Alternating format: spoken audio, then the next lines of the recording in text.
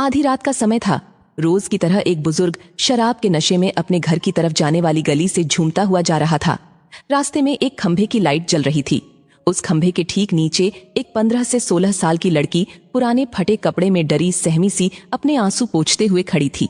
जैसे ही उस बुजुर्ग की नजर उस लड़की पर पड़ी, वह रूक सा गया। लड़की शायद उजाले की चाह में लाइट के खंभे से लगभग चिपकी हुई सी थी। वह बुजुर्ग उसके करीब गया और उससे लड़खड़ाती जबान से पूछा, तेरा नाम क्या है? तू कौन है और इतनी रात को यहाँ क्या कर रही है? लड़की चुपचाप डरी सहमी नजरों से दूर किसी को देखे जा रही थी। उस बुजुर्ग ने जब उस तरफ देखा जहाँ लड़की देख रही थी, तो वहाँ 4 लड़के उस लड़की को घूर रहे थे। उनमें से एक को वो बुजुर्ग जानता था। लड़का उस बुजुर्ग को देखकर झेप गया और अपने साथियों के साथ वहां से चला गया। लड़की उस शराब के नशे में बुजुर्ग से भी सशंकित थी। फिर भी उसने हिम्मत करके बताया, मेरा नाम रूपा है। मैं अनाथ आश्रम से भाग आई हूँ। वो लोग मुझे आज रात के लिए कहीं भेजने वाले थे। दबी जुबान से बड़ी मुश्किल से वो कह पाई, बुजुर्ग, क्या बात करती है? तू अब कहाँ जाएगी? लड़की, नहीं मालूम। बुजुर्ग, मेरे घर चलेगी?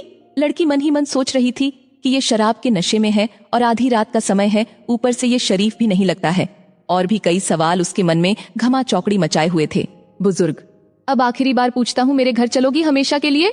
बदनसीबी को अपना मुकद्दर मान बैठी गहरे घुप अंधेरे से घबराई हुई सब कुछ भगवान के भरोसे छोड़कर लड़की ने दबी कुचली जुबान से कहा, जी हाँ। उस बुजुर्ग ने झट से लड़की का हाथ कसकर पकड़ा और तेज कदमों से लगभग उसे घसीटते हुए अपने घर की तरफ बढ़ चला।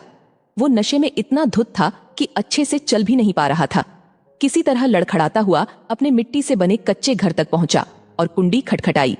थोड़ी ही देर में उसकी पत्नी ने दरवाजा खोला और पत्नी कुछ बोल पाती कि उससे पहले ही उस बुजुर्ग ने कहा, ये लो, संभालो इसको, बेटी लेकर आया हूं हमारे लिए। अब हम बांझ नहीं कहलाएंगे। आज से हम भी औलाद वाले हो गए। पत्नी की आंखों से खुशी के आंसू बहने लगे और उसने उस लड़की को अपने सीने से लगा लिया।